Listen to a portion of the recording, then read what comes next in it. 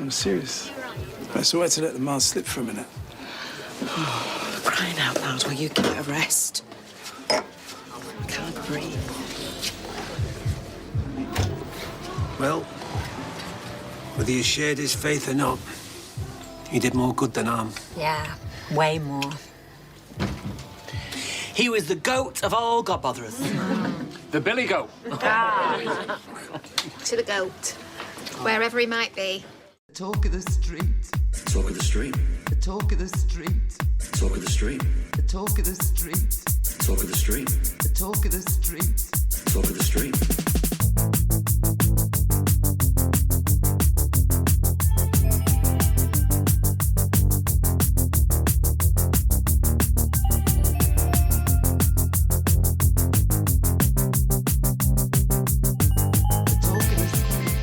Hello and welcome to episode 393 of The Talk of the Street, an unofficial Coronation Street catch-up podcast that took a minute to realise why Alice Cropper sounded almost familiar and now needs to hear Roy sing about school being out for summer. I'm Gavin. Poor summer. And I am thrilled that our long, dark January of the soul is nearly over. One more day. Yeah. Feels like we've been in January for 5 years now. Yeah, it's been a particular January this year. It's been tough. And it's been full of Mondays as well. Yes. Fucking January full of Mondays. And freezing cold. Yes. And, you know, lots of stuff that we don't talk about on this podcast. Oh, I see. Yeah. And also, Catherine O'Hara died today. Catherine O'Hara. Oh, she's the actor from The Thing. From Home Alone and Yes. Beetlejuice. And the Christopher Guest movies and Schitt's Creek and other things. Macaulay Culkin's mum in Home Alone. So, a very funny lady, and the world is darker without her. Keeping it light. Keeping it light. How are you otherwise? Yeah, I'm, hanging in there. I don't know, I've felt kind of cruddy all week. Like an existential crud. You know what I'm saying? Like nothing specific, just weighed down with the burden of... Keeping it light, Helen, no. We're keeping it light. Come on, get the energy up. The burden of January. So, but, I made it. I finished that Wally Lamb book this morning and I was dreadfully disappointed. So... Oh, no. That's book number 10 for this year. I feel like we know Wally Lamb. Do we know Wally Lamb? I know Wally Lamb. Because I have multiple friends who had him as an English teacher at NFA. Oh. So I am Facebook friends with him. So I've met him a couple of times. I think I might have met him. It's possible. His name rings a bell. It's possible. He lives in Connecticut, so. Oh, well, chances are. Yeah, it's a small state. Which means we're like maybe 1 or 2 degrees of separation from people like Mark Ruffalo. How are you this week? Yeah, I'm all right. I remember posting something a few months ago, maybe about a year ago, on Facebook saying when you're coding in R, it's very much a case of write a line of code, it doesn't work. Rewrite it, it doesn't work. Use a different library and change the syntax, it doesn't work. Take that library out and put a new one in, rewrite it, and it doesn't work. And keep on doing that for a day, and maybe you get 6 lines of workable R code by the end of the day. And I posted that and a few of my friends said, I agree. Uh-huh. I agree. Today I wrote over 1,000 lines of code in R. And did you have to do it like over and over and over again? Nope. I wouldn't have time to do it over and over and over again. No, that's why I was saying in a kind of a shocked voice. Mm-hmm. Well done, you. This is the point of this is the progression of a year and learning. Yes. Well done, you. Yeah. I mean, it's not very exciting, but that it did happen. I composed an email today for work for our latest auction and sent it out to over 2,000. Oh, hold on. Oh.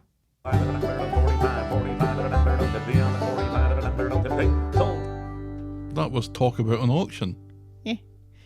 Yeah. So I sent out the email for our latest auction and, and composed it and everything and chose the pictures and moved them around from my phone to Google Docs to MailerLite and everything, and sent it to over 2,000 email addresses and only got 17 unsubscribes. So I call that a win. Well, when I did a mailing like that, I got cease and desist notices from my internet service provider. And I neither ceased nor desisted. Well, there you go. So, Yay. all right. Exciting week at work for everybody. Yeah. I mean, it doesn't sound it, but I guess in its own special way, it's Yeah. somewhat exciting. Right. Yeah. I like looking at stats afterwards and seeing how many people opened it and how many people clicked and what they clicked and where they're from. Yeah. Mostly the US. A little big brothery, but never mind. Yeah. Shall we preamble, my dear? Yes, please. Give us some of that read receipt, Corrie News.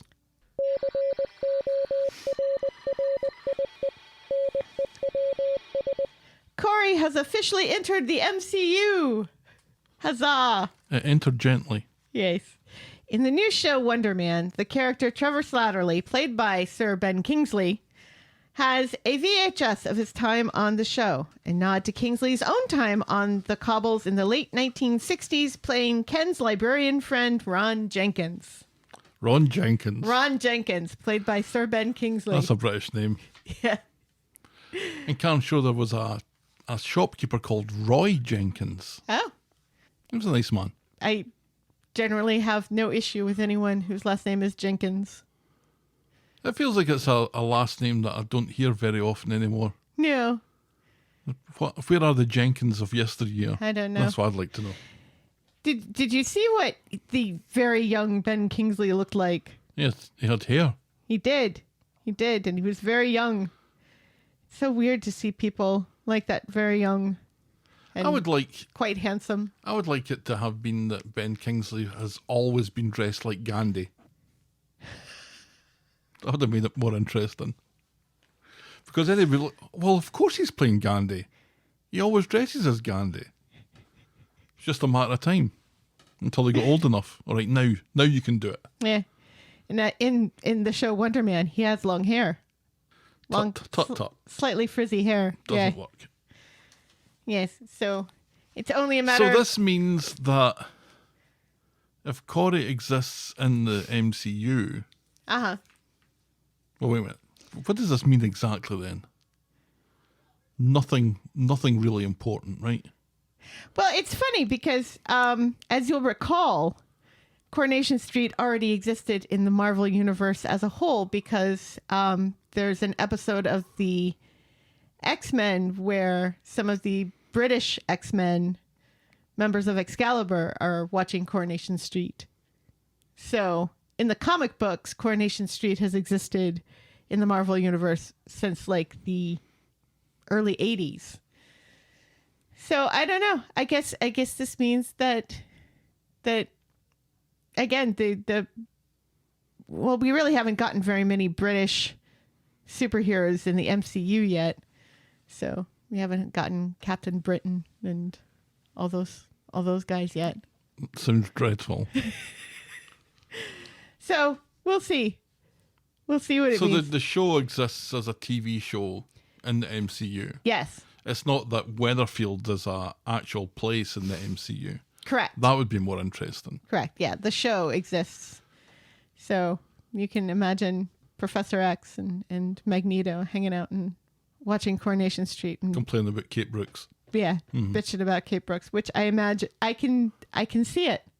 I can see it because I'm sure Ian McClellan and Patrick Stewart in real life bitch about Kate Brooks all the time. Patrick Stewart was a bit of a anomaly, isn't it? Yeah. What does that do to things? This is getting too confusing. Well, again, I think we're breaching the scope of what a mere simple podcast can explain here. It's funny. So now we have Wonder Man, we have Adolescence, and we have Dairy Girls as far as shows that I have watched that have referenced Coronation Street. All right, I suppose we'd better move on. Please. Yes. I was going to make a crack about it won't be long until Jack P. Shepard gets the call to replace Hugh Jackman as Wolverine. That doesn't really work, though, because, again, it's the TV show that exists. Right, yeah. But it was Anyway, I feel because Jack P. Shepard is accurate height for Wolverine, as opposed to Hugh Jackman, who's too tall. Anyway, Sally Diviner celebrated her 40th anniversary on the show this week. Congratulations, She has Sally been on the Diviner. show for 40 years. Wow. I can't even imagine. I would have been 9 when she started. I can't imagine doing anything for 40 years. I'm stunned that I lived over 40 years. I'm in my 36th year working for the same company, essentially, so I have some idea. Oofed. And finally, Oh, skipping on. I said oofed. That's more than I usually get. It's true.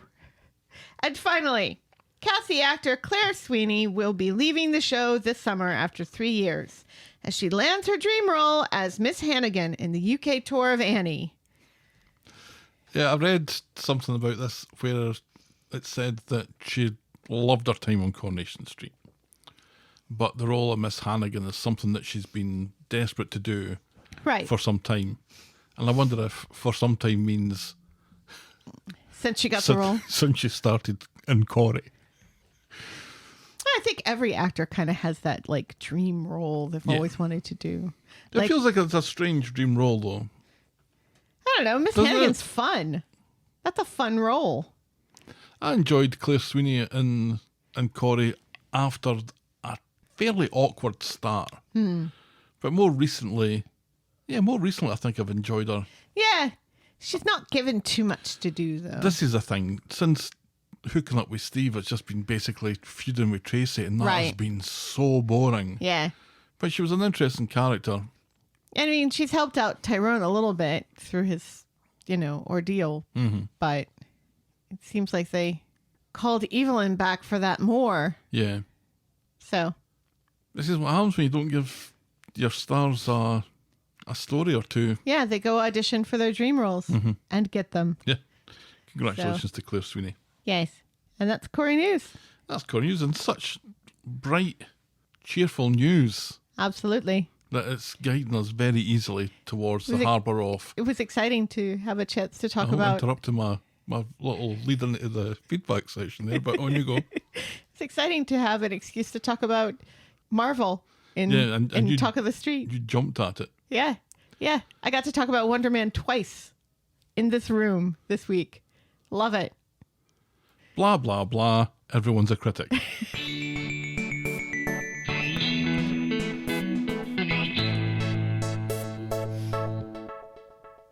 Glenn writes, Sam sleeps with Megan, Hope kills Megan. Shona is really not acting like someone who just gave birth. I was thinking that as well. She had an operation, so Yeah, she had a cesarean then, she right? had a cesarean, so she's doing a lot of things that you would not do after a cesarean. Yeah, like going to Royce to pick up her wages and stuff. Right. Maybe get David to do that for you. Right, yeah. Or maybe, it's time to talk to Roy about getting direct deposit. Because it's the 21st century now. It has been for quite some time. For 25 years. Then Una writes, Hi, Helen and Gav. I joined Hiya. as a friend of the podcast last week. I know, I remember that. Do you remember that? I remember that. And you kindly read my name out on this week's podcast, and I then realised I'd forgotten to email you. I've listened to your podcast every week for almost 7 years. Wow. Boggles the mind. It does boggle, doesn't it? I am boggled. I discovered it when I was on maternity leave with my son, and he turned 7 just after Christmas. Holy crap. Your podcast is a staple on a Saturday morning. I'm in the UK. I love it and look forward to it every week. I'm a Mancunian born and bred, and I've watched Corrie religiously since I was in primary school. Dubious parenting from my mum, haha. I had that as well. Yes.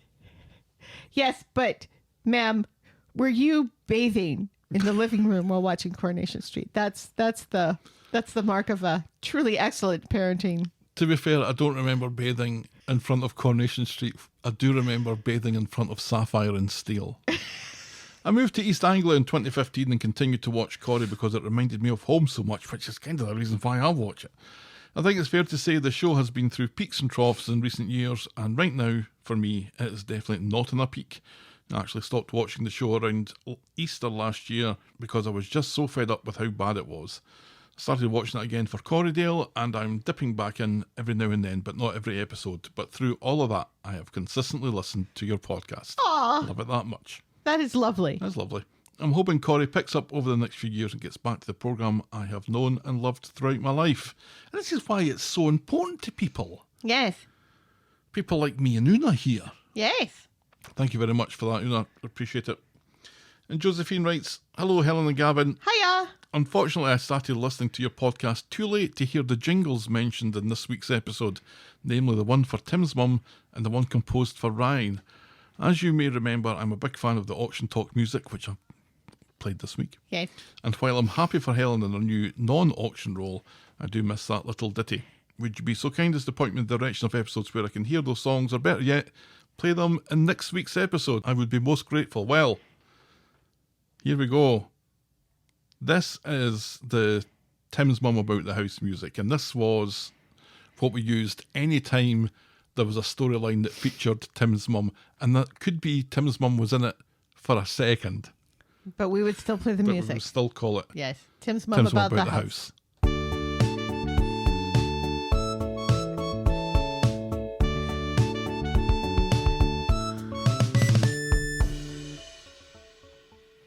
God, I miss that. I love that music. The drums are particularly good in it. I like the little dingle dingle fade. Boop, boop. Very pleased with the drums. So that's the Tim's Mum About the House music. What led from Tim's Mum About the House, which was a parody on Man About the House. Yes. And Man About the House begat Robin's Nest. Right. So after Tim's Mum About the House, we got Ryan's Nest. Yes. And that's a little bit longer, and it sounded like this.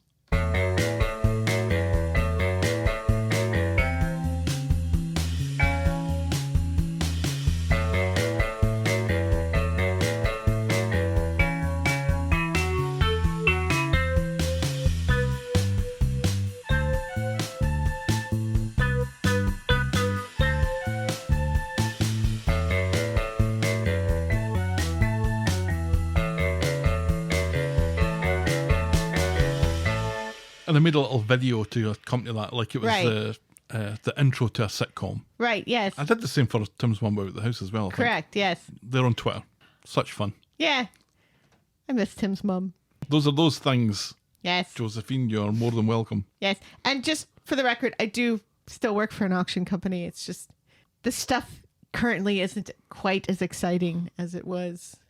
I just don't talk about it as often as I used to. And Terry writes, oh my God, I'm so hooked on your podcast. Bravo. Oh, thank you. I'm not just picking out people who are saying nice things about us. We play the cards we're dealt, Helen. That's true. Terry continues, would love to show my appreciation with snacks. Oh, What would you fancy? So I've gone back to Terry and said, things that we can't get in Michigan, yeah. if possible. But really, anything sweet Yes. would do quite nicely. Yes. Is it me, or does anyone else want Theo to just go away? I love Carl now, because I know if anyone can torture Theo, he can. Fingers crossed. Keep up the fantabulous job. Terry from Beacon, New York. And my dog, Pip. Now, we drive through Beacon We do. every now and again, depending on which way the GPS sends us to Connecticut and back. Right. Because the lowest bridge we go across, the Hudson, is the George Washington, and that puts us on to 95. The one that's above that is the Tappan Zee Bridge, and that puts us through New Jersey and then on to 95. Correct. And then the one above that takes us on 84 along and down into Connecticut. Yes. That's the Beacon Bridge. I am trying to think of New York, specifically New York treats that we can't get here. I'm drawing a blank. See, Pennsylvania, I'd say butterscotch crumpets, but I'm drawing a blank. All I'm thinking is black and white cookies, but that's in the city. I don't know if they have them in Beacon. But anyway, yes, New Yorker treats. Good.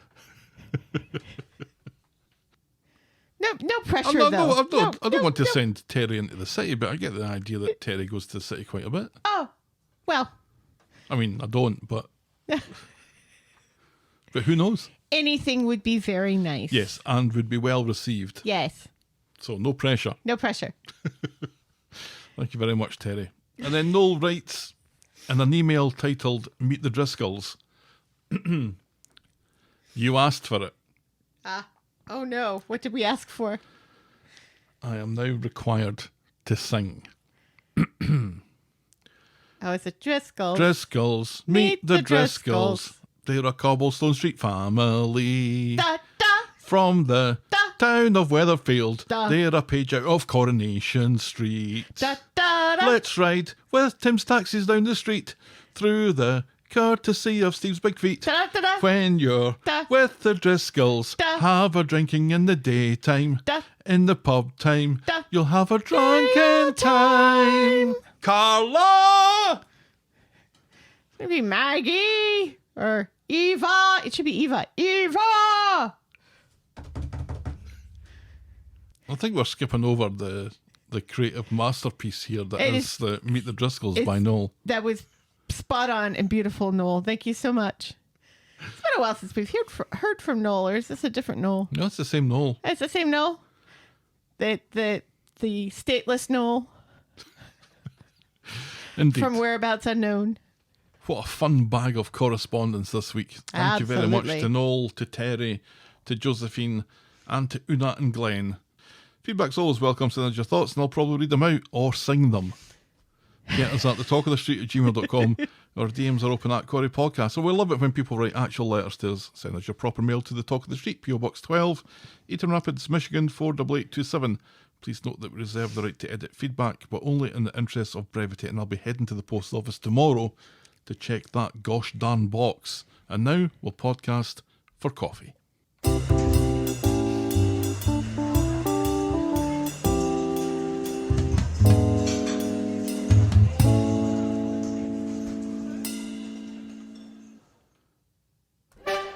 Woo!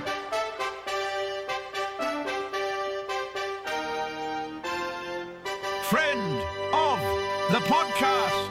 I think this is a fourth week I in a know. row It's nice. that we have a new friend of the podcast, and that friend of the podcast is Jenny Rowell.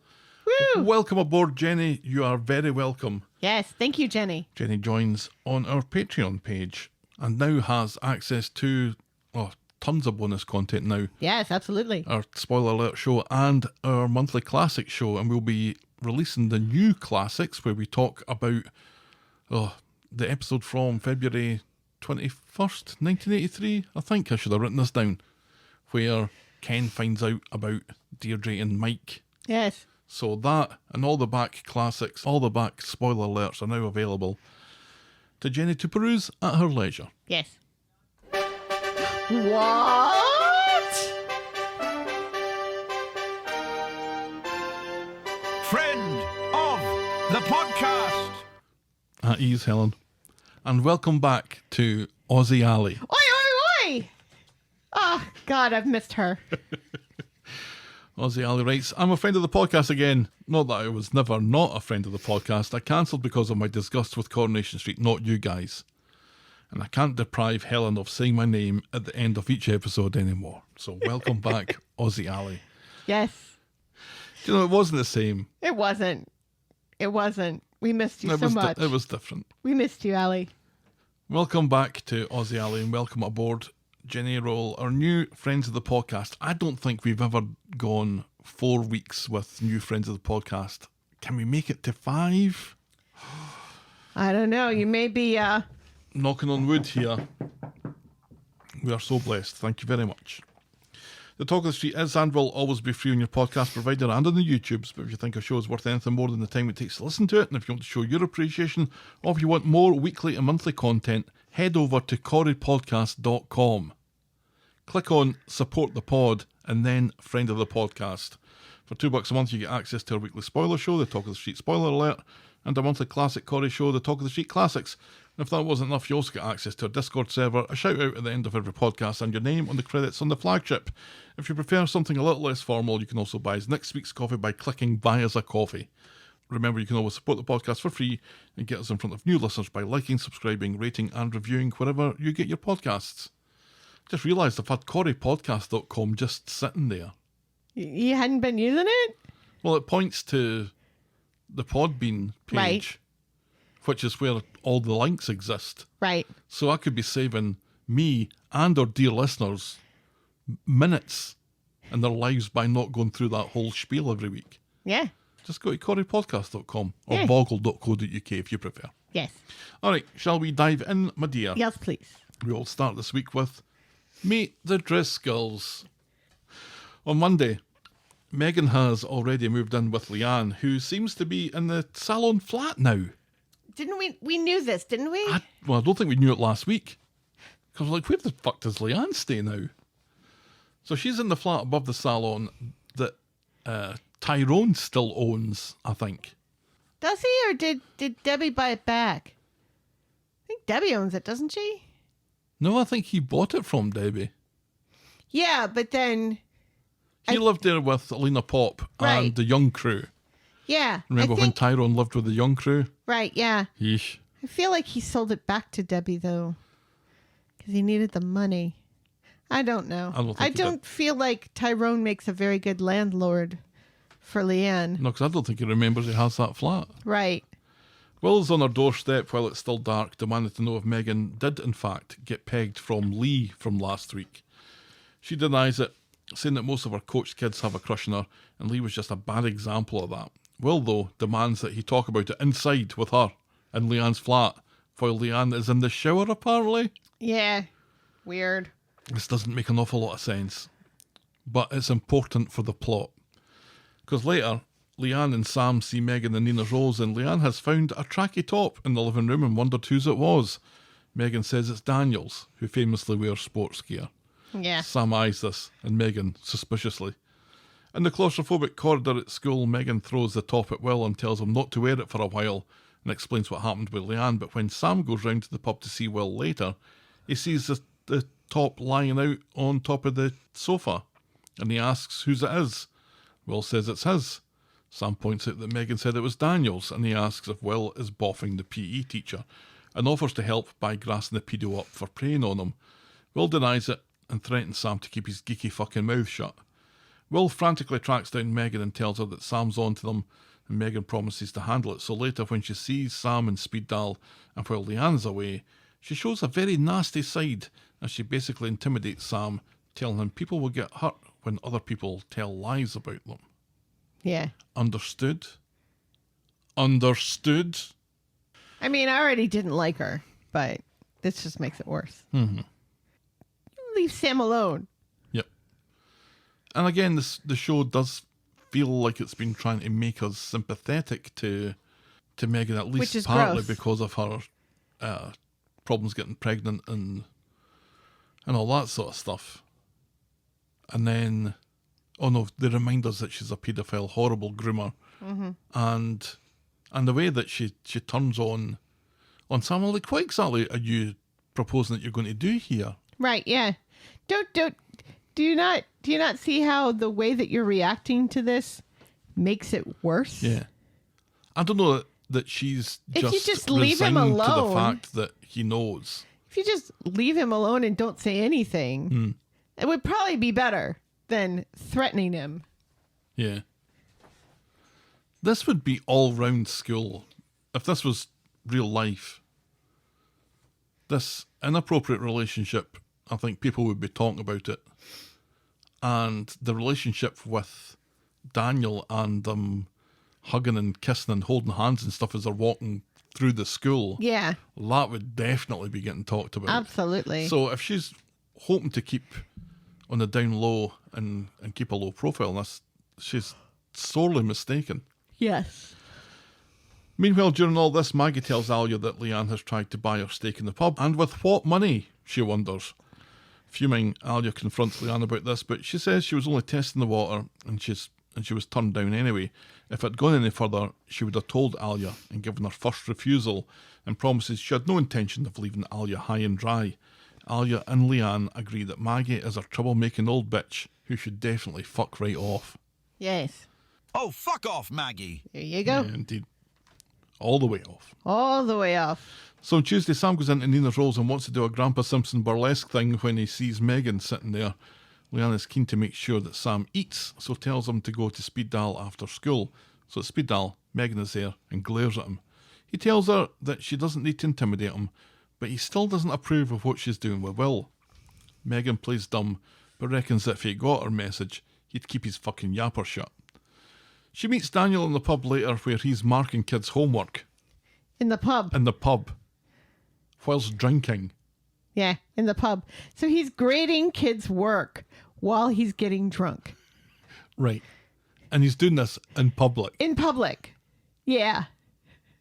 She decides that she's not drinking tonight because it's a school night. And he says, that's why I'm drinking. Because it is a school night. Yuck, yuck, yuck. So he goes to get her a pint of orange juice. Is she constipated? Because she won't be after that. A pint? A pint of orange juice? She's going to have heartburn this evening. And oh my God, how much is that going to cost? A pint? Surely not fresh orange juice. But if it was fizzy orange, they'd say fizzy orange.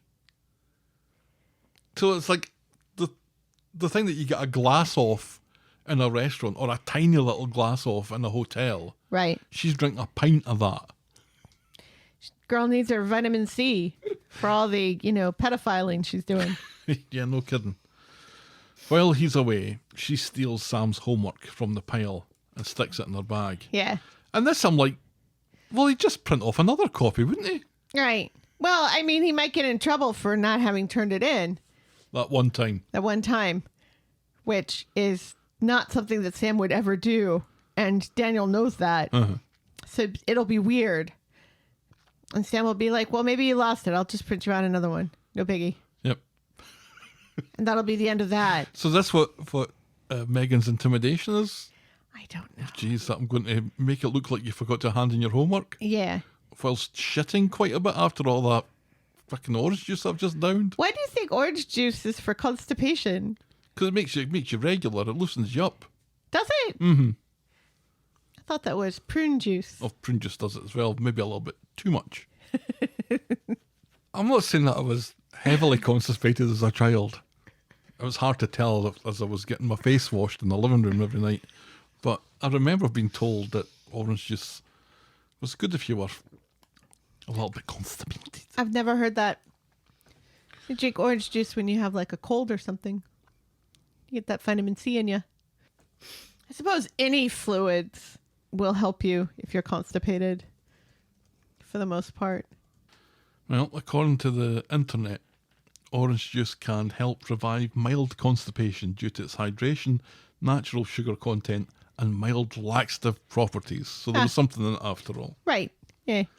And remember, a UK pint's bigger than a US pint. That's true. I mean, you already get heartburn a lot when you're pregnant. So this is just, she's going to be miserable for the rest of the night.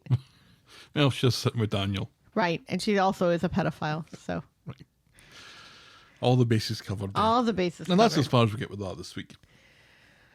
That's gloves off, I guess. But it's weird, isn't it? Because Sam's not the first person to say, hey, is there something going on here? Isn't he? No, Lauren did, remember? Oh, yeah. Not in quite the same direct terms, I feel. Do you think that she... Well, I guess she did. She was suspicious of it, but I don't think she was... She was more sort of, watch out what you're doing here, because this looks really off. Yeah. Rather than you two are absolutely at it. Yeah.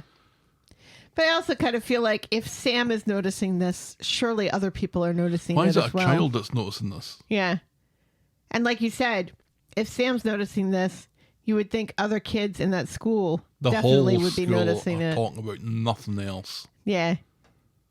And if this is not the first time that she's done it, because, she also groomed Lee, and I'm sure there were others, it's odd that this is still kind of hidden. You'd think that she would have been called out before now. Because you know what teenage boys are like. They talk. Oh, they and do. they also get really, jealous and stuff. Mm-hmm. And would be, confronting one another, one would think. Yeah, and I don't think she's all that clever at keeping these things under wraps, because she's been doing this, or we've known about this since round about Christmas or just beforehand. Right. And like you said, already Lauren knows, so much so that Daniel is now a kind of cover for that. Right. To some extent. But also, Daniel has noticed that there's something inappropriate. He just is... noticing it from the wrong angle. And isn't curious enough to think about it in any other way. No, but you'd think if Daniel noticed that Will was seemingly inappropriate with Megan, you'd think all of Will's family would have noticed it as well. You'd think.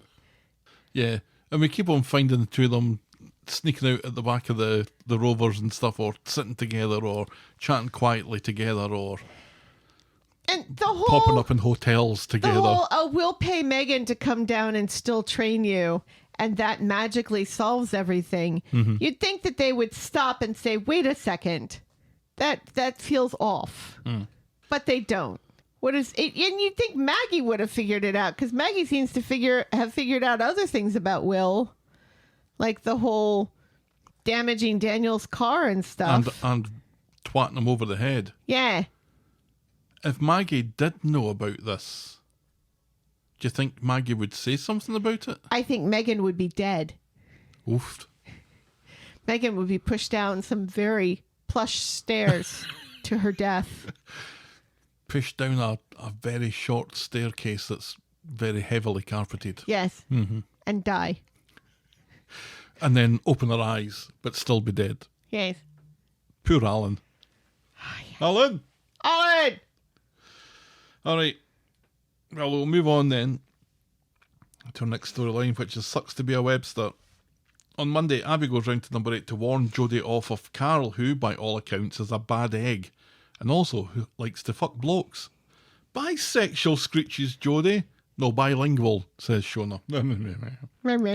And she appreciates the heads up, so when she bumps into Carl later while she's working a shift at Nina's Rolls, because now that's a thing, she tells him to go fuck himself. Carl quickly twigs what's going on here and turns and leaves in disgust, which Abby sees, giving Jodie a thumbs up. But later, at the rape hotel, we learn this was all a clever ruse. Oh yeah, so clever. To keep Shona and Abby off their backs, and Jodie and Carl have been enjoying getting their hold over so each that other. they can get on one another's backs. That kind of works. Jodie also doesn't recognise German when she sees it written down, and is impressed that Carl can understand it. Seemed a strange detail to put in, didn't it? What's that gibberish you're reading? It's German. German. Yeah, it's not like he's reading Elvish. By the way, the Lord of the Rings, the 3 movies are on. Yeah, in the theatre. Starts at 11:30 in the morning. Finishes at 1 o'clock the next morning. Yeah. Kind of tempted. I think it's a super long. Yeah, it's the extended cuts as versions. well. Yeah. I've never seen any of the extended versions yet. I don't know. I've never watched I'm any worried about it. I've never watched any of the Lord of the Rings movies and thought, you know what, this needs more. Right. I've heard that the extended versions are good, that they add context for certain things, that we don't get as much context in the movies. It really upsets me watching like the original Star Wars movies now, because George Lucas He's just fucked around with it too much. I watched Star Wars 2 weeks ago. Yeah. And the mucking about just makes me angry. Like Return of the Jedi. He took out the Yub Yub song at the end. Wait a minute, there's no Yub Yub song? There's no Yub Yub song. It's like this, generic... Well, how do you know the movie's finished? It's like this generic, uplifting music. And then you see people on different worlds celebrating that the Empire's over. First of all, killing the Emperor doesn't mean the job is done. It's a big universe. It's a giant galaxy. You see the planet that Jar Jar Binks is from, and you see all of the... fuck that. We will return to Coronation Street momentarily. Jar Jar Binks aliens, celebrating, and you hear somebody say, "We'za free!" And it's like, give me back my Yub Yub song, please. And, and with the Force Ghosts, it's not the old Anakin Skywalker anymore. No, it's Hayden Christensen. Right, yeah. And it's like, Luke doesn't know who that is. And that actor who played the Anakin Skywalker Force Ghost, that was the only bit he was in. Because it was a different guy than the guy who was Anakin Skywalker, who was not the voice of Anakin Skywalker, because that was James Earl Jones. James Earl Jones. So it's like you've cut I this. promise you we will be back to Coronation Street just in a tick. You've cut this man's one bit of Star Wars fame and you've taken it away from him. Set plus 30 seconds. For Hayden Christensen, who, don't get me wrong, I like Hayden Christensen. I On think Tuesday he did a then, good job. Tyrone goes to the garage as Kev is shouting at someone down the phone. Kev is still pissed off at Ty for taking Carl's side and announces that the roof is leaking, paperwork's getting damaged, and the insurance won't pay out. So Kev's going to have to fix it himself. Tyrone explains this to Abby in the pub later, and when Kev comes in, she offers to help. He tells her to suck on his ball. On Friday. There you go. On Friday, Abby goes to the garage with some fancy coffees and is shocked to find the phone ringing off the hook, and Kev's asleep in the back of one of the cars he's supposed to be working on. Yeah. And oh, he is waking up grumpy. He is furious. In no mood for Abby's questions or her sympathy, and he hangs up on whoever was calling and tells Abby to fuck off. So she fucks off to Debbie, who is practicing for jail by sleeping on the floor. In a sleeping bag. That was a nice wee detail. Yeah.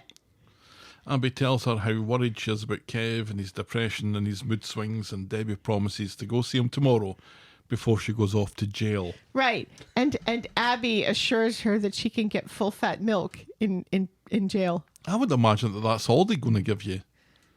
I would have thought it would have been Give you all a cheap way to fill you up. all skim. Yeah, they fill you up with carbs like bread and powdered mashed potatoes and stuff. Oh, do they? My brother was in jail once.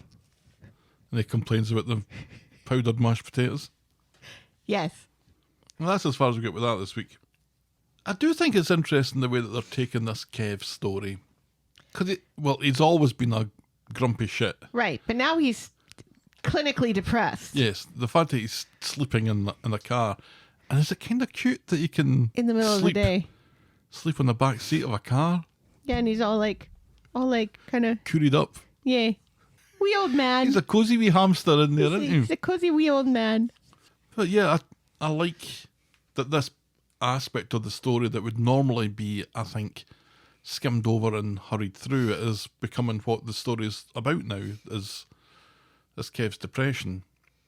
It feels like they're doing that justice. Yeah, almost. because it's been a while since we started noticing Kev's depression. Mm-hmm. Because remember, he was, living in his pajama bottoms. He was, and he was turning his house into a pub. Yeah. And then he was smashing things. Yes. And he's been shouting at an awful lot of people. Right. And he's sleeping a lot. Yeah. Laying around. Oh, the joys of working from home, eh? Yes. But these friends have noticed this. Tyrone's noticed it. Abby, I think, She's noticed. she's definitely noticed, but she's also concerned. And she's worried about him.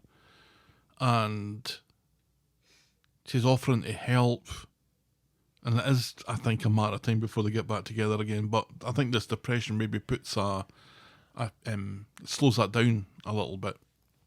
Because Kev's really not in a hurry to get to that point. No. And it seems that the idea of Abby working back at the garage was knocked on the head by Kev, and he's hearing no more about it.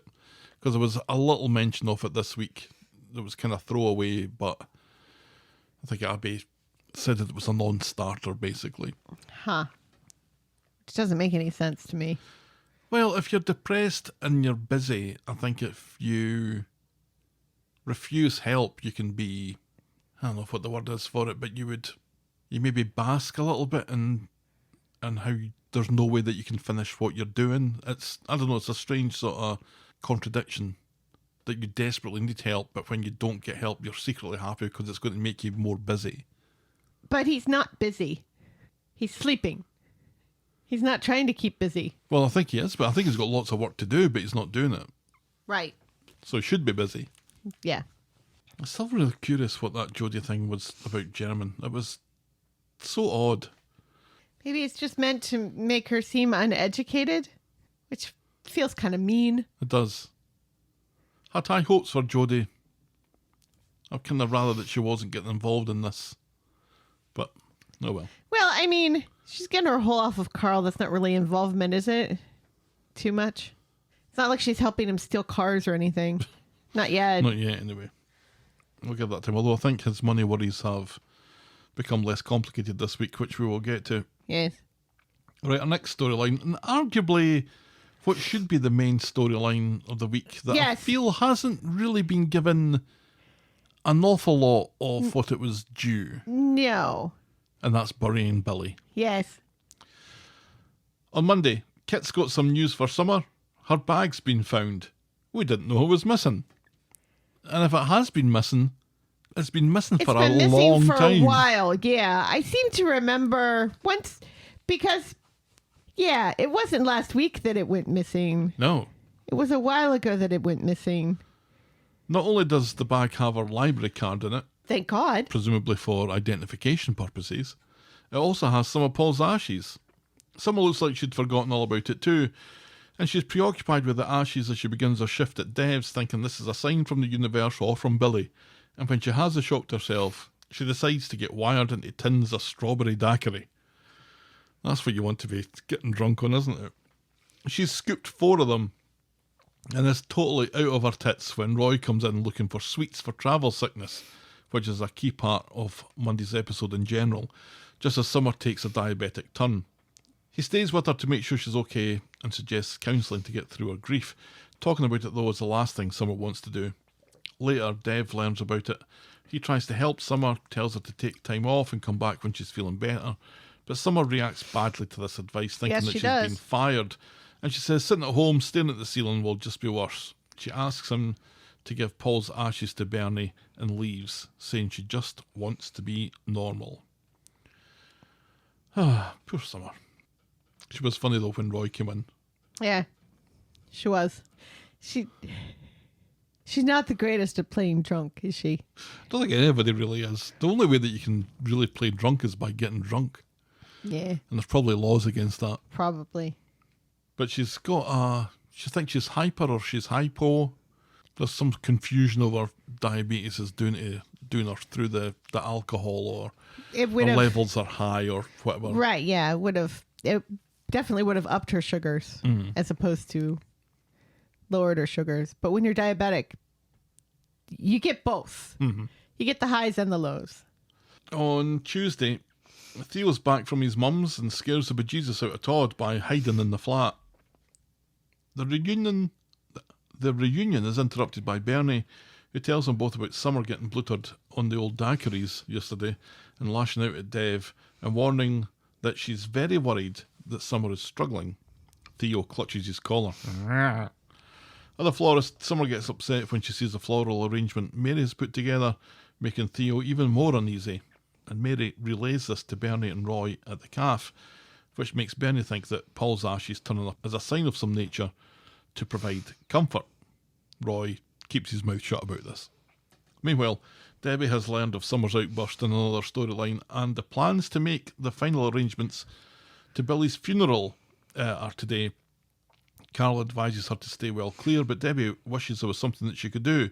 So Debbie meets Todd on Maxine's bench later. He's too sad to be angry with her and blames himself more than her for Billy's death. She wants to do some good, so she goes to give him £3,000 to pay for the funeral, but in cash. But Todd won't hear a word for it, as he's the reason Billy's dead because of leaving the wedding. So he did believe Theo then?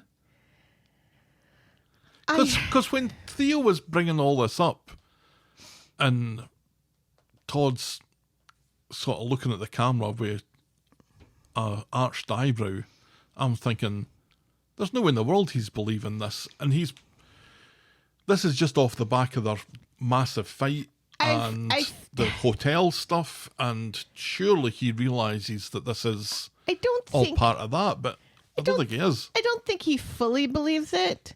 It kind of feels like something to say to Debbie to make Debbie feel better a little bit. I don't think either one of those people should be persecuted or feel guilty about Billy's death, because there were 8-9 people on that bus. Only one died. Yep. Only one died. Everybody else got out of the bus safely. And if anybody on that bus who was conscious when they get off the bus had thought about it, Billy would still be alive. Yeah, Todd was unconscious. Right. And Debbie was unconscious in her car. And David was unconscious. Yes. Steve, though, was very conscious. Yes. And Kathy. And they And were Tracy. no use to nobody. No. There were so many I people. still would go so far as to say that Steve's responsible for Billy's death. I think he's more responsible than Debbie or Todd, who are both out cold. And let's also not forget the accident happened before Debbie and Carl got there. Of course. But it's almost like we're being gaslit a little bit It's true. into forgetting what we saw with our eyes. Right, yes. Or to think that somehow, in the moralistic conundrum that this is, this massive game of scruples, I guess, we're meant to believe that, yeah, it's absolutely fair for Debbie to be blaming herself here, or it's absolutely fair for Todd to be blaming himself here. It's like Donald Trump and Kristi Noem is writing for Coronation Street now. Well, wouldn't that be something? There'd be a lot more dog murder if there was. And an awful lot of covfefe being served at Roy's. So Debbie says helping Todd was Billy's decision, so that's not anybody's fault. Theo sees this and intervenes, telling Debbie to sling her fucking hook. But Carl sees this and he intervenes and goes to deck Theo. Debbie and Todd have had enough of this willy waggling and they go their separate ways. At the rape hotel, Carl thinks that Debbie was trying to clear her conscience by offering the money, but she says it's about helping, and she goes to put the money back in the safe, and Carl very much reacts to this information. Right, yes, because in the year 2026, we're handing envelopes of cash to people. Yeah. Here's an envelope of cash, Todd, to help pay for Billy's funeral. Yep. And also for the secret microfiche. Right, yes. No check, no, money transfer, no PayPal, no Venmo. No, I'm going to walk down the street with $3,000 in an envelope. Yeah, in my purse. Carl would just be better just stealing it from her purse. Honestly. And in those roles, Summer, Theo and Todd are talking about Billy. Summer's worrying about what she said to Dev, so Theo advises talking to him to clear the air, which is treated like some kind of massive revelation. What a great suggestion this is, Theo. Talk to them. Summer goes off to do that, but has to deal with Bernie instead, who brings up the idea of burying Paul's ashes with Billy. Which I think is a lovely idea. I think so too, and to which Summer can only whisper, yeah. And that really, really got me. Yes. I think Summer is, and Harriet Bibby is playing this very well. Brilliantly. Yes. I mean, the drunken part we can Yes. skip over, but the grief side of it, I think is so convincing. And the way that she just whispered, yeah. Oh, it just gave me goosebumps. Bernie tells her that she's family, and I'm not crying, you are. Yes. Theo then speaks to the bishop, who, as usual, is high out of his tits. It's great. Theo explains the guilt that he's feeling for not rescuing Billy, which Bishop Greg takes to be survivor's guilt, and he advises a good bit of praying. Later, Theo goes to the Undertaker's to see Todd, but he's not there, and George is off to get the cars valeted, so he leaves Theo in charge of the empty Undertakers, as you would. You'd think. Just close the Undertakers. You'd think, if nothing else, George would have handed Theo the keys and said, "Could you take the car Yes, that would to be valeted?" That would be the sensible way of doing that. That would be the sensible way of doing that. But no. George himself must drive the car. Mm-hmm. And Theo must stay behind in an empty Undertaker. Just in case. At least Theo says, well, what if somebody comes in? Right, yeah. Oh, just make them a cup of tea. Right, yeah. So tell them I'll be right back. What? This is an award-winning Undertakers. It's one thing. He won a stiffy. Let's not forget. It's one thing when at Nita's rolls, somebody throws somebody else an apron and said, "Cover me," as they run out the door. Yep. That's making tea and scrambled eggs. This is somebody coming in grieving, Right. needing to take care, needing someone to give care and attention to their dead, deceased loved one. And they're met with Theo, who can't a put scaffolder. Right. Who can't put a sentence together. Clearly. Yeah. Stores and shops get the back in 5 minutes sign for a reason. Just lock up, put that up. And I think probably an Undertaker's is more a by appointment only sort of place, isn't it? You give them a call first before you pop in. You don't just off the street. Do you know what? I think I need to bury my dad today. I'll just nip into the Undertaker's while I'm in town and take care of that. And then off to the post office. Well, you and think get some buns to go home. maybe some people would come in to arrange their own funerals. You know. I think he's still maybe phone ahead. Yeah. One would think. So Theo's left in charge of the empty Undertakers, and he takes this chance to speak to Billy. And how do you feel about that weird angle where we only see Theo's face upside down and the reflection on the coffin? Did that work for you? I quite liked it. I did not. I quite liked it just as an opener to that scene. I didn't linger on it too much. No, The but whole scene wasn't played upside down, for example. No, but just to tell the story in a non-linear, right way up fashion. right. Yeah. It felt like that was a scene where you don't really want sort of like gimmicky shots like that. Well, it was just in case you were in any doubt about whose coffin he's talking about. You can read the name that's on the plaque. Oh. So he takes this chance to speak to Billy to apologise for what he did, for not rescuing him, for the jealousy that he felt. And he says that he's not a killer, he's just a bloke who is overprotective of his partner. Ugh. And then we hear the Undertaker door closing. Dum dum dum. Dum dum dum. Theo rushes out onto the street, but there's no one to be seen. And I thought they're going to just leave this hanging. We're not going to know who it was. But a second later, we go around the corner, and standing outside the barber's, there's Carol with a shit-eating grin on his face. Right. Which, did Carl see Theo go into the funeral home and see George come out? I think he said later that he did, that he saw Theo go in and he was looking for him because he wanted to continue the fight. And then he overheard what he overheard. It just feels like an odd thing that Carl would just want to continue the fight in a funeral home. Mm-hmm. Yeah. You've been asked And just to then- go along with us, I think. And then not continue the fight and just stand there very quietly. And then when he's heard enough, leave and not shut the door quietly, but slam it so Theo knows that somebody was there. Mm-hmm. It's like, if you could come in and Theo's unaware, why would you go out and make sure that he's aware? Yeah, that doesn't make any sense. It doesn't. None of this makes any sense. So Wednesday, it's Billy's funeral, and a lot of this, I think, is meant to be funny. I didn't really care for Billy all that much. I know that he was a loved character, and he was, I think, some people, Den's, favourite character. And people seemed fond.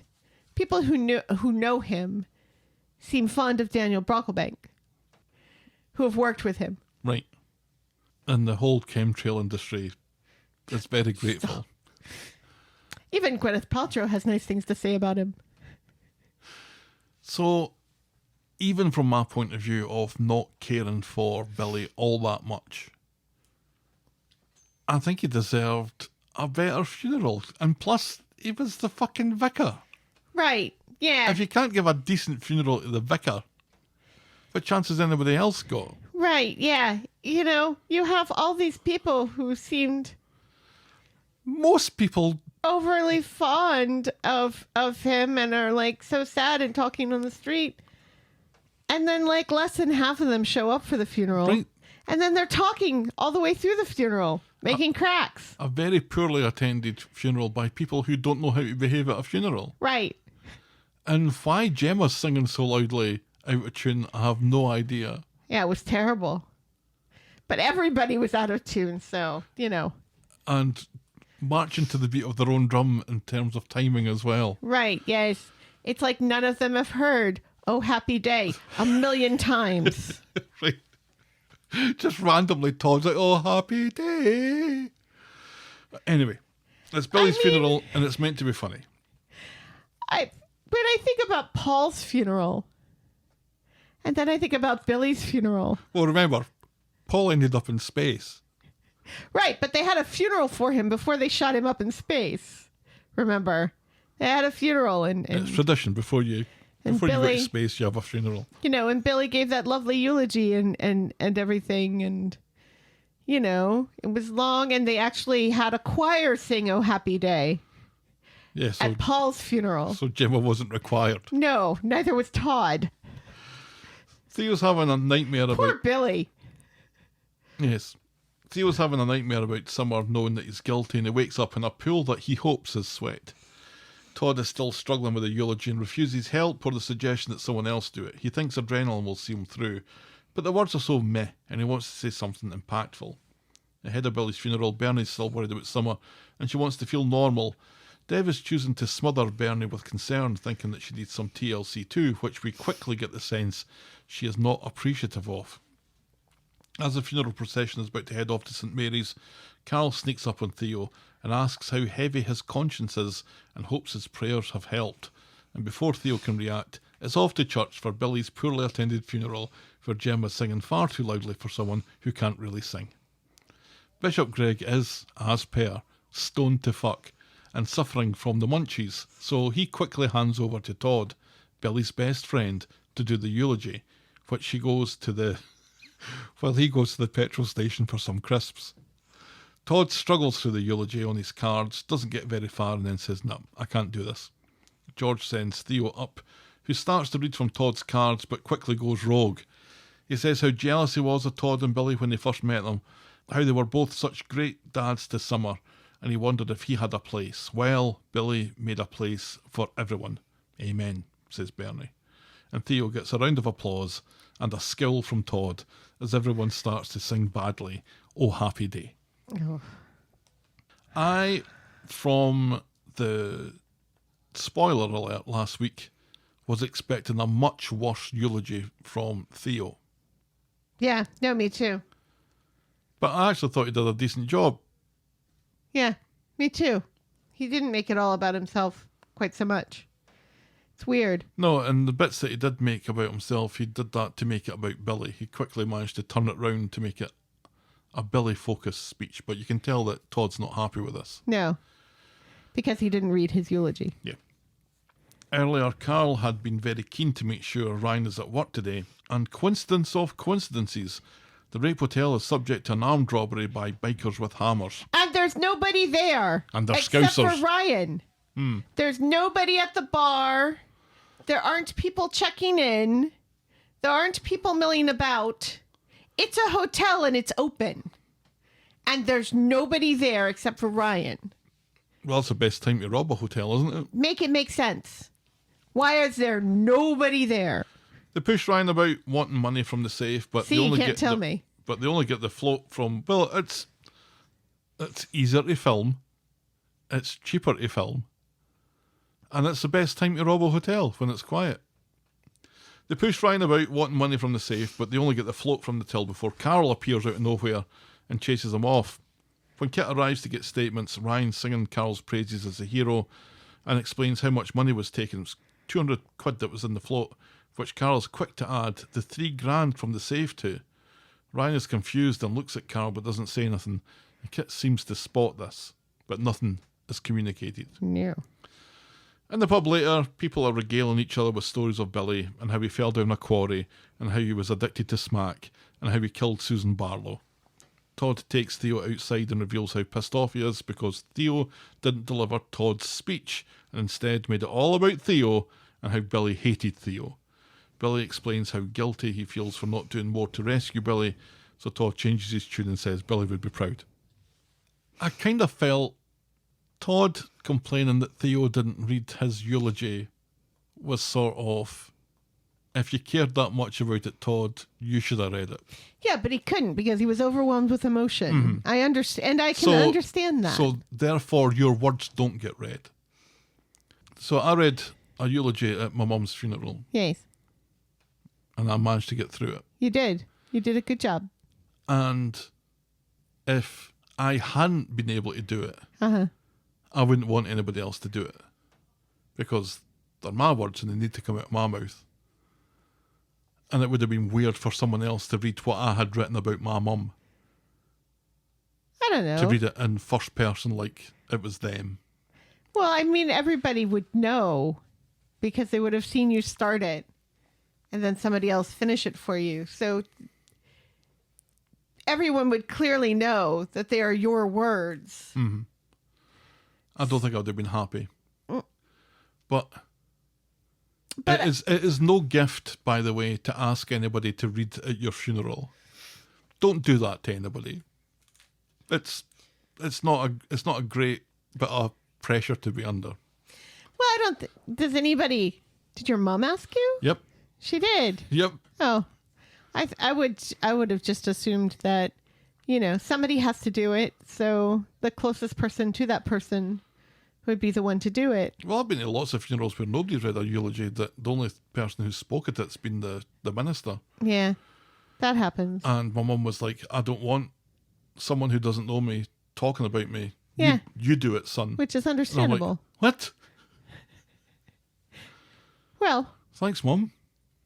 you did a good job. Thank you. You're welcome. Keep it short. I'll speak at your. That's my advice. I'll speak at your funeral, and you can speak at mine. Back at the pub, Dev is still showing concern for Bernie, who's getting fucked on fizz. I should reword that. And she's had enough and storms home. She's had enough of Dev just keeping on at her, telling her how she should be feeling and how she should Right, be. and the proper way to grieve and everything. And, you should go home and do this instead of doing it with your friends. And, yeah, Dev needs to shut up. Back home, she wonders why Dev is so insistent that she break down and wonders when his mask will slip. He says he's not putting on a show and is grieving too. You're fucking arse, says Bernie, and she storms out again. Later, Carol is meeting the two bikers who apparently had botched an element of the job, and as they argue down a close, a passing Theo sees them and takes a photo.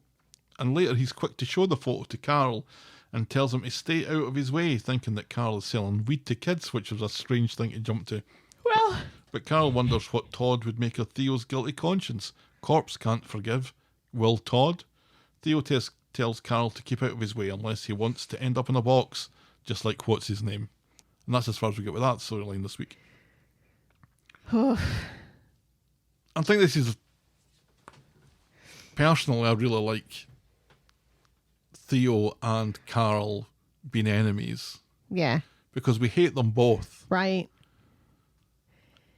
And one of them is going to do harm to another one of them. They may take one another down. Right. And I like that. And I've maintained that I think Carol is a great classic villain. And out of the two of them, I think I'm inclined to say that I would like Carol to best Theo. Well, yes. So But I would like, a noble character to take them both down. Right. That's what I would prefer. Like Sam. Now, he's too busy busting the pedophile ring. Right. That's what we give our young teens to do, isn't it? To bust pedophile rings. It's in every Enid Blyton story. The famous five in the case of the mysterious island. Yeah, that I would prefer Todd take down Theo and Tyrone and Kev to take out Carl. Mm-hmm. That feels like righteous Classic. indignation. Textbook. Mhm. Right, yes. So to have two baddies take one another down, is it as satisfying as when a good and noble character, not that I think Kev is a good and noble character, but Tyrone is. I think we so infrequently get two villains going at each other like this. So it's... But not like that. Well, maybe. I mean, one is gay and one is bisexual. Right. And you know what? Stranger things have happened. It did kind of feel like there was some sexual tension between the two of them. Like they might just kiss at any moment. Like their heads were very, very close together when Theo went over and accused him of selling weed to kids. Their faces were very close together. And Carl kept on referring to Theo as she. Did he? Mm-hmm. That's kind of she's not nice. Oh, she's trying not to react. See, that's not cool. It's a bit homophobic for a bisexual man. This is getting way too confusing. And I'm only a little disappointed that we didn't get more of that this week, because this is where I would have think I would have liked the week to focus. Yeah, but I feel like they really didn't do Billy justice. Like, there's this whole thing about we're going to put the rest of Paul's ashes, which are now in an urn instead of a little box. Mm-hmm. So I'm assuming did Bernie have some more? I think Bernie may have had some it's all more. in space. No, I don't think she put it all in space. She put all of it in space. This is just the last bits that are left. Yeah, but it's in an urn now instead of a little box. Yeah, you put it in an urn. You can't just keep it in a little box, can you? Well, I mean, it was in that little box in Summer's bag, Right. wherever Summer's bag has been this whole time. So in the hostel, I guess all bets are off then. Yeah. But yeah, most of Paul is in the stratosphere. But they're like, oh, we're gonna take Paul's ashes to put it with Billy, and then we don't see that. We don't get to see this emotional impact of putting Paul's ashes inside the coffin. Mm-hmm. And then lowering the coffin into the ground. Right. While Clayton zigzags through the right. graveyard. While the Betty Hill theme song plays. Are they burying Billy? Or is he going to get cremated too? I think he's getting cremated too, isn't he? And then their ashes will blend together. Which is why I'm confused why they bothered with an urn. Yeah, I think he's getting buried. Okay. Just to make this make sense. Yeah. Because I know some Christians are weird about cremation. Yeah, I mean, I expected more emotional impact over and above people getting drunk with their grief. Yeah, if they wanted us to get emotional about it, then have Todd actually deliver the eulogy. Because Theo's words, while they were well received, it wasn't Todd saying it. Right. These were words of somebody who barely knew Billy. Yeah. So the bits that we heard Todd read out as he was practicing it sounded really good. Yeah. And if he was saying that and standing up there and trying not to cry, I'm sure it would have been a far more emotional affair than it ended up being. Absolutely. Because that was the key part of the funeral. Right. Yeah. Because the bishop is asleep in the corner. Right. By this point. Yeah. That, and, like I said, the whole placing Paul's ashes in that coffin. We wouldn't have had to have seen Billy to do that. But, it felt like they were using dead Billy just to further other storylines. And it felt kind of crass. I agree. Next story is Theo No Sleeves. On Friday, Theo has taken to opening Todd's mail now and has discovered that he has a late notice on a credit card where he's racked up $7,000 of debt. Todd is apologetic and too quick to skate beyond Theo opening his mail and says that he only got it when he was unemployed. Theo doesn't want to start married life burdened with this debt, so promises to help Todd and suggests that they open a joint account. Todd supposes so. Later, Theo has done some reading on the psychology of spending and channels the ghost of Billy when he suggests that people spend less when they have physical cash in their pocket and suggests that they both get rid of their cards as it's too easy to lose track of spending. Todd agrees, so Theo takes a pair of scissors to Todd's bank cards and demands to know his online details so that he can set up the joint account. And he hugs Todd, who seems to be wondering how this escalated so quickly. Yeah. And that's as far as we get with that. So, financial abuse now. And it's so frustrating because we had very nearly gotten Todd out of this situation. Todd is aware that his situation is bad. And yet now that Billy's dead, he can't get himself out of the situation? No, it feels like he's just forgotten everything that happened before that. Yeah. Because I thought we're getting married still. Yeah. It's frustrating. Yeah. Like, we nearly got you out of this, Todd. What happened? Besides Billy dying. God, if Billy could only drive a minibus better. All right, we'll move on. And not glare at people in the rearview mirror. Yeah. All right, I feel like we've talked about that enough. So we'll move on to our final storyline tonight. Bernied out of our Bernies. On Monday, Roy's in the cabin looking for travel sickness suites for Alice, who is travelling to the Dales, and he has plans to meet her. this sparks a fairly long, protracted conversation between Brian and Mary as they discuss the merits and cuteness factor of Roy's new relationship, whether Roy is the sort of person to share photos, how hoorish makeup is, whether Roy should expect his haul, and ends with Mary making plans for neon signs proclaiming Alice Cropper. Roy is ignored for long stretches of this and heads to Dev's for the sweets, where he will get involved in summer storyline and so misses his rendezvous with Alice. Mary angrily says playing hard to get is just what women want. On Tuesday, Roy has sent a bouquet to Alice, who is calmed after her rage that Roy didn't show up the other day, and Mary thinks flowers can do anything, but she would say that. Yes, she would. All right, on Thursday She makes now. a buck. On Thursday, we start with some Lost Season 4 and a flash forward to an upset Bernie on a hotel bed with men's clothes on the floor. I don't know why they're telling it like this. No, me neither.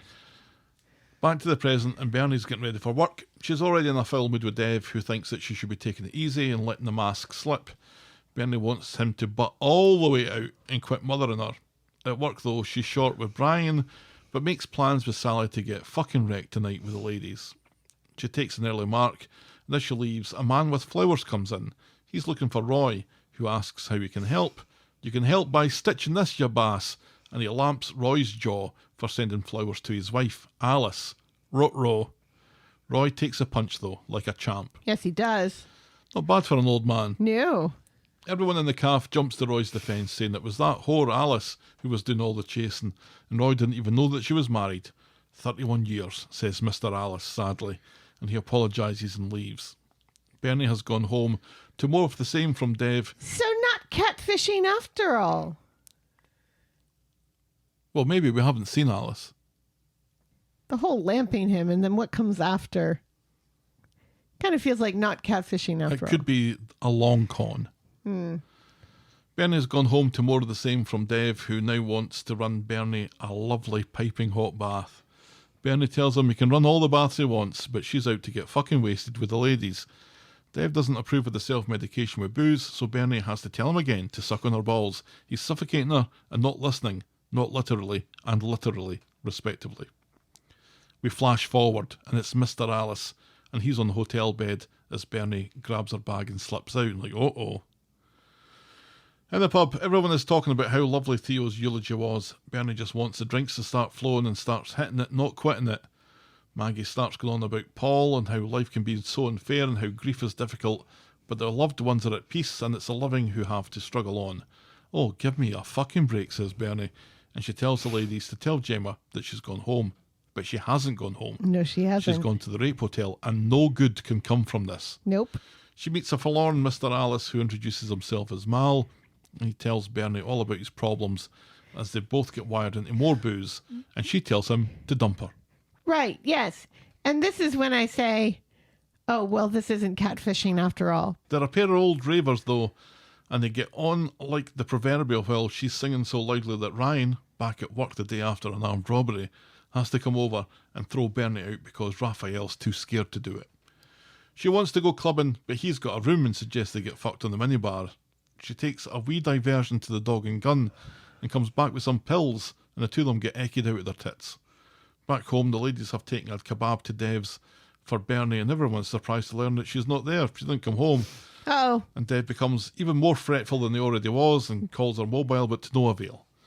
At the hotel, Mal wants to get a little bit ho-ho-ho with Bernie, but all she wants to do is drink and dance and talk about Paul and Billy and how they really had true love, and that she gets upset and cries. Mal tries to sneak a kiss, but Bernie pushes him off and he eventually falls asleep, just as Ryan opens the door to tell him off about the noise, and he's surprised to see Bernie on Mal's bed.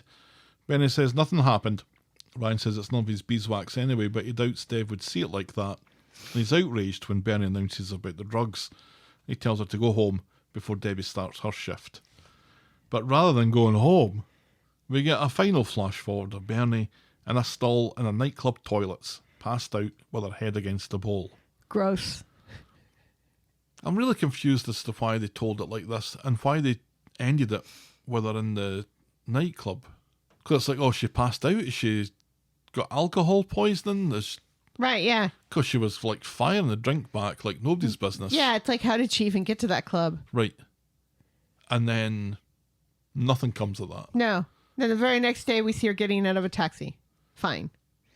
And I don't know what the flash forwards gave us that wouldn't have been just as good learning linearly as it went along. Right, It yeah. was just a really weird choice.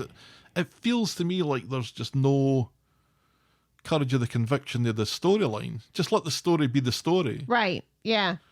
It's like, oh no, we have to do fancy weird shit all the time. Mm-hmm. Even when it doesn't make sense. Just because we can. The thing that I've noticed about Emmerdale is very keen on the incidental music playing over scenes. Yeah, I don't like that. And I don't really care for it either. No. Neighbours used to do it, but you let Neighbours get away with that sort of stuff. Right. I expect more from my flagship soaps. Yes. So on Friday then,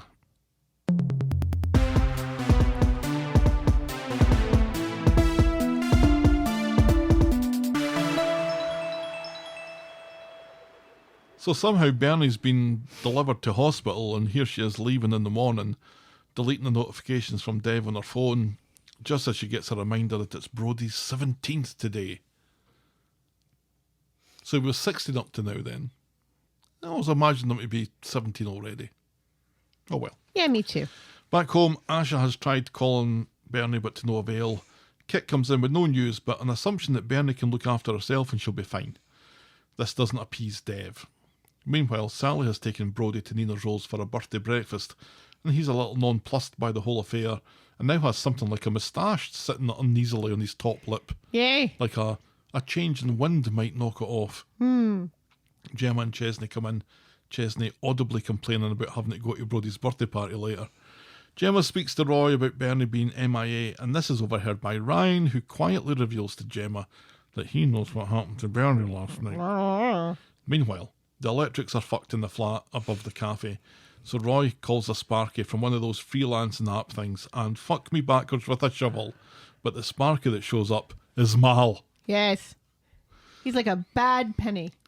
He insists that he's not going to punch anyone today and goes off to investigate the problem. The problem, whatever it is plot convenient and will require a lot of work, and in a sort of related manner, he says that he and Alice have split up and they lived in Inverness. I wasn't expecting Inverness. No, I was not expecting Inverness either.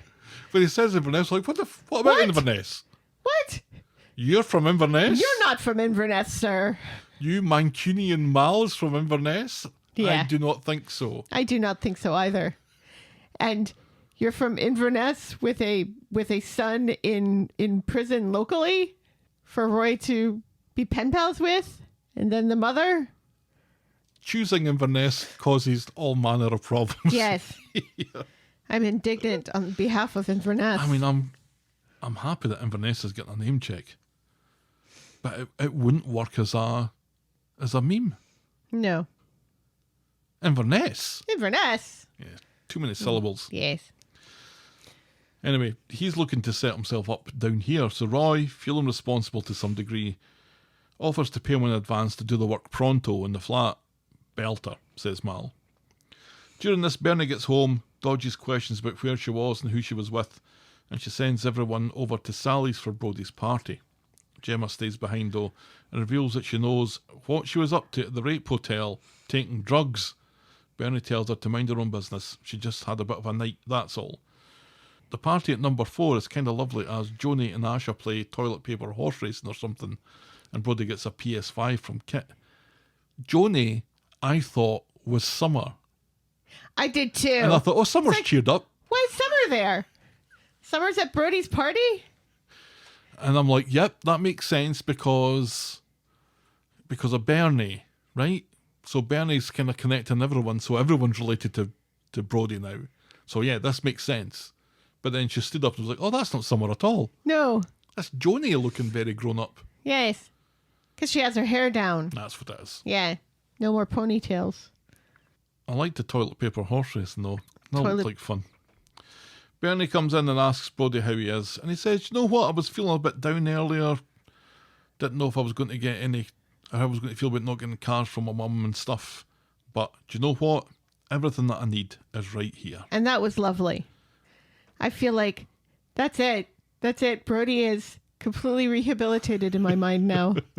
Yeah. I love this kid now. I think I was sort of loving him when he was with Sally. Right, yeah, the And whole Christmas thing. Sally's so great. But Sally's reaction to Brody being a little bit nonplussed and down in the dumps with his Right, birthday breakfast yeah. was, oh, cheer up and enjoy your breakfast. Yes. And the way Tim's like, I've been trying to get a PlayStation in this house for years. Yeah. So thank you very much, Brody. And what was nice about this as well was that it made Bernie realise, I think, if she hadn't realised already, Right. that what she has is actually quite valuable and not to push people away. Right. Because she says... Although Dev was an asshole. Yes. Same, says Bernie. Yes. And she nips off for a shite. Dev asks Gemma for the tea, but Gemma says that she doesn't know anything and Bernie's home, so maybe best just leaving it. Outside, Bernie explains to Gemma how down she was about Paul and Billy and how it all caught up with her, and she asks Gemma not to grass, and Gemma agrees but hopes that she's not back on the drugs and the dodgy men. Because this is Bernie's past. Yeah. Gemma leaves. I feel bad for Mal, though, because I don't really think he's all that dodgy. He's not a bad guy. Yeah, because, like, he didn't push it with Bernie. You know, you can imagine some guys pushing it, you know, when she pushes him off and says no to the kissing and the smooching. Yeah, some guys would get, you know, angry about that. He tries up to the point that she says emphatically no. Yeah. And then he just gives up and goes to sleep. Right. Yeah, because he tries a little bit and she says, just go with the moment, man, and Yeah. dances and stuff. And then he says something about a kiss and a cuddle and she's like, I'm married. Yeah. And then he kisses her. Yeah. And she pushes him off and then Right. that's it. So Gemma leaves, but then would you Adam and Eve it? Mal shows up on the street, shocked to see Bernie again, but not as shocked as she is to see him. She hopes he'll be discreet about last night, and he taps his nose. Nothing happened until the next time it happens, he says. She says that she doesn't think it's a great idea for them to see each other again, but he says that's going to be a bit difficult because he's got a job in town. Smell you later. Yep. And that's how we end this week's episodes. Yes. I have been enjoying Coronation Street this year so far, 2026. So it started really strongly. Last week wasn't as good.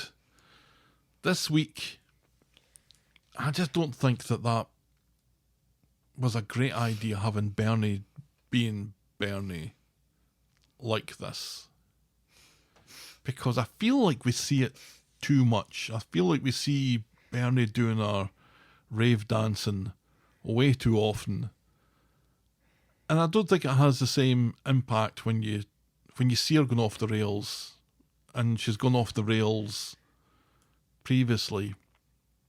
It felt to me a very dull episode for it to be essentially one storyline, Right. and really repetitive because it was all just she's drinking. And when you compare Bernie's drinking with Summer's drinking, I think maybe something that we know is true about the show is that far too many characters reach for the bottle Yes. usually at the first sign of any Yes. stress or strain. Right. And to these are have- exceptional circumstances, sure. Right. But when you to do have it two all the time characters and the it's a- same week. in the same week. Yeah. And the fact that this whole thing with Bernie gets a whole episode to itself, essentially. When Billy's funeral didn't even get a whole episode to itself. Right.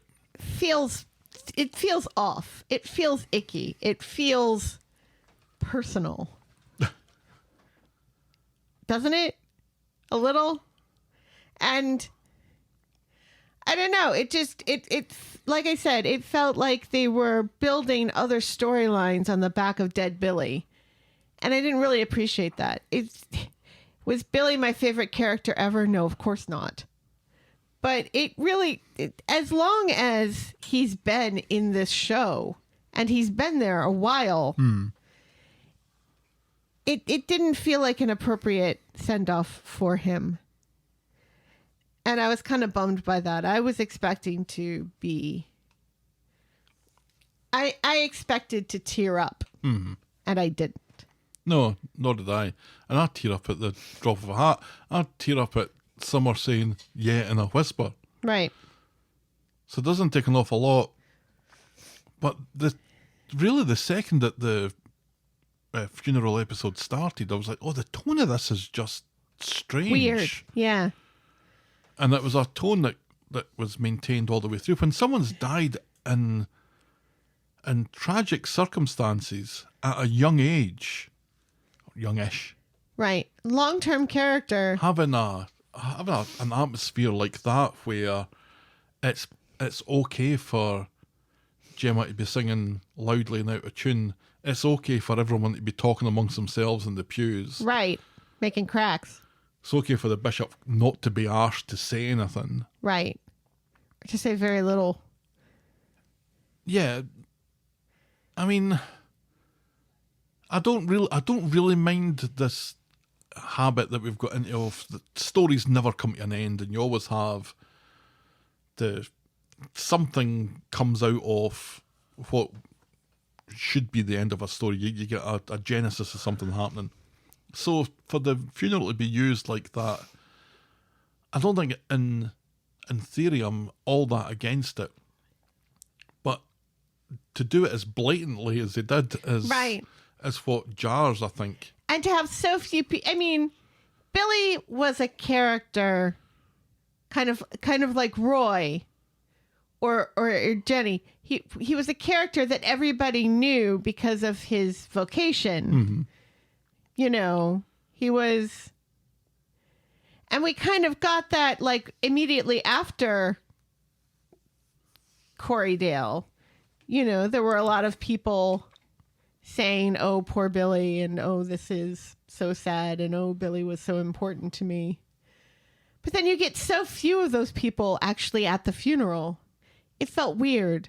Yeah, you've got Eva telling stories, and Eva's not at the funeral. And presumably he's got parishioners, and there didn't seem to be many parishioners at the funeral. It seemed very sparsely attended. Yeah. I know, we're in financial, complicated times at ITV. No, I get it. But this was a... Those people don't have to speak. Yeah, but this was a you're out of the normal sets. You're in a church set, and this is a big deal where people are walking about with their ITV puffer jackets on, and this is the culmination really of the Corriedale from the Corrie point of view as the funeral of Billy, right? Or the immediate aftermath, anyway. Should be able to throw some money at that to get a packed out church. One would hope, and to have a storyline that's not there to make us laugh, but more to make us cry, and it really wasn't that. No. And even at the Rovers afterwards, where this is supposed to be kind of, you know, the afters of the funeral, it just felt like it was just this springboard to have this whole Bernie breakdown story start. Mm-hmm. Yeah, we got a couple of stories about Billy, and then Sean saying he was the goat of God botherers. Lovely. Yeah.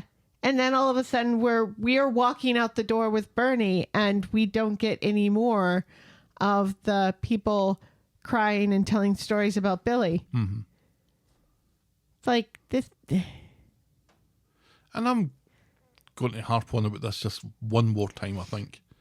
If we can dedicate 22 minutes of TV to Bernie, we can't dedicate 22 minutes to Carla finding out from Swain exactly what was going on there and tying off the loose ends that are in the Becky storyline. Yeah. We can't get a very special episode about that. No, exactly. I mean, Because I think I would rather have that than Bernie getting pissed for getting a whole episode. right, getting And drunk then- with her pals, and then getting drunk at the rape hotel, and then getting drunk in some guy's room and taking a pill, and then assumingly getting drunk at a club, but we only see her asleep against the toilet in the club. Gross. And then we don't see her being taken to hospital. We don't get to see any of that. And then she's just getting out of a taxi in front of the house, but then she's not going into the house for a while because then we see everybody. It's like, this is just, why is this the focus when we have so many other things? And, you know, this is, like you said, this is, to see two people grieving like this in 1 week, it feels kind of lazy. It feels like we don't want to do the work to talk about the complications of grief in these two characters that have already lost so much, and now they've lost one more, and we don't even really get to see those two characters talk to one another very much. And that's exactly what I was going to say. And that's such a bummer, because these are the two people who were closest to Paul, and then closest to Billy. And it really felt like Bernie's grief was lessened by having Billy there for her. And we don't get any sort of discussion about that too much. No, this is really my complaint about it, I think, in a nutshell, is that you've got Summer desperate in the pits of grief that she's in, and the only person who knows exactly how she's feeling really is Bernie. Yeah. But you don't have them talking to each other, you don't have them helping each other. Nope. And I think there were some lines, I think, that both characters said separately. I think they both said that they just want to be normal. Yes. But they don't say it to one another. Well, let's not draw attention to the fact that this is the same story with two different people, but you've got them saying the same line. Right. And not to each other. And not to each other, notably. For me, I think the focus should have been on Summer, and Bernie should have been the one that helped Summer through this, and then that's your story. I think where we're going with this is Bernie in a spiral. Again, although maybe it looks like she's come out the other side here, but Mal being there is going to be making things complicated, I guess. So this is the other story that's getting born out of Billy's funeral and the aftermath, and I don't know. It feels like there's one story here that should be getting all the attention, and we're diluting it, right? And we're being repetitive about it, and it's unfortunate. Yeah, and it feels disrespectful for the character and disrespectful to the actor. Yeah. All right. Well, that was the week that was Coronation Street. Helen, what was your moment of the week? The one conversation that Bernie and Summer do have about putting Paul's ashes with Billy. Yeah, that was lovely. Yeah. That was really good. More of that, please. Yes. That's our moment of the week. Moment of the week. And your boring moment of the week.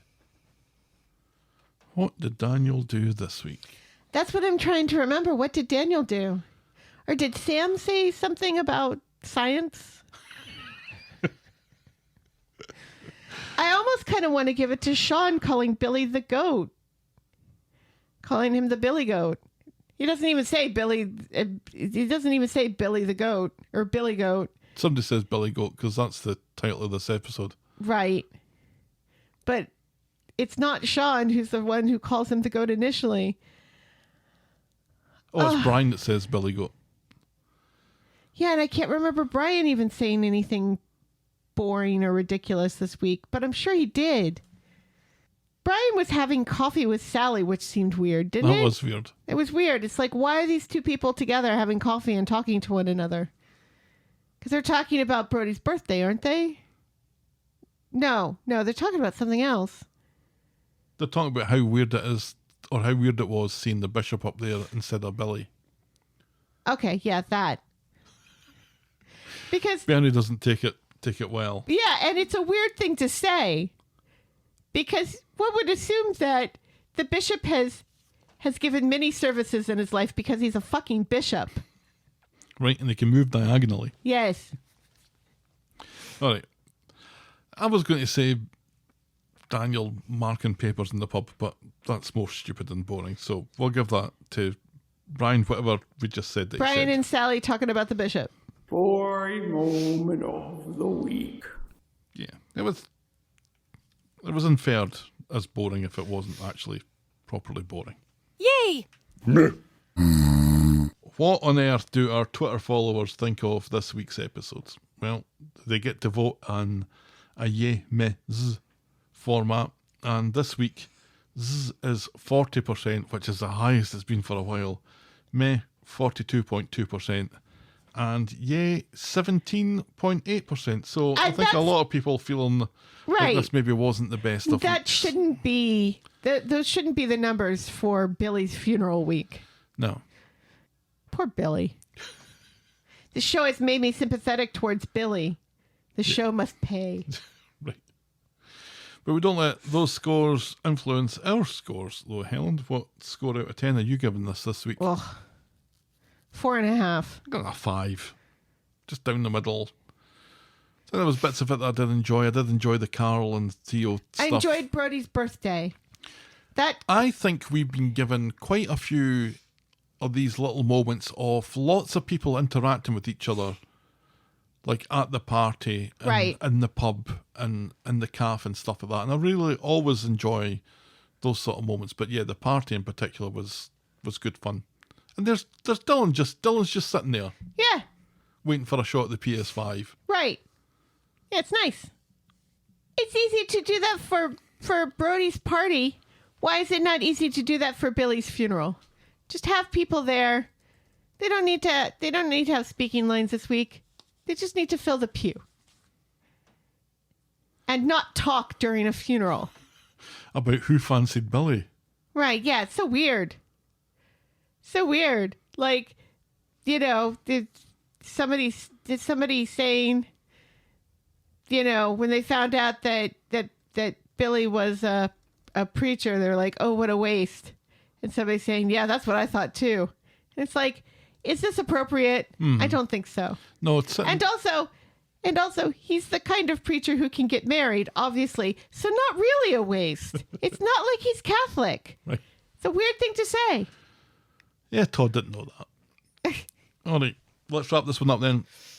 This episode was brought to you with thanks to our friends of the podcast. Daisy, French Helen, Pickles, DT, Wendy, Noel, Canadian Helen, Christy, Shandy, English Victoria, Aurora Yvonne, Heather Westerfield, Russell Whiting, Brittany Porter, Laurie-Anna, Tina, Leah, Tara J, Fiona B, Canadian Jennifer, Josephine Otingi, Anne Greenwood, Trish R, Sarah Purbrick, Ali Q, Hunker Munker, Darren, the artist formerly known as Seal My Fridge, Pamela, Marge JT, Tom Ambrose, Christopher Anstey, Terry in LA, Joe T, Corrie Dales, Matthew McKenny, Welsh Emma, Matthew S, Rachel B, Uranium Jennifer, Kathleen Monteiro, Gary Heatley, Pam but not that one, Una, Amy, Jenny Rowell and Ozzy Alley. Oi. If you've ever left a cake out for 20 minutes, write in to tell us about it. We're the Talk of the Street at gmail.com and we're at Corrie Podcast on Twitter, Facebook, Instagram, Threads and Blue Sky, or reach us the old-fashioned way, the Talk of the Street, PO Box 12, Eaton Rapids, Michigan 48827. Our spoiler show will be available shortly after this one, and this month's classics we're talking about episode 742. Get access to this exclusive content by becoming a friend of the podcast and find all the links at corriepodcast.com, and be sure to check out our pop culture sister podcast, The List of Lists. The Oscars. Thanks for making it to the end of another episode, and we will be back next week with more Talk of the Street. Talk of the Street, y'all. Bye. Bye.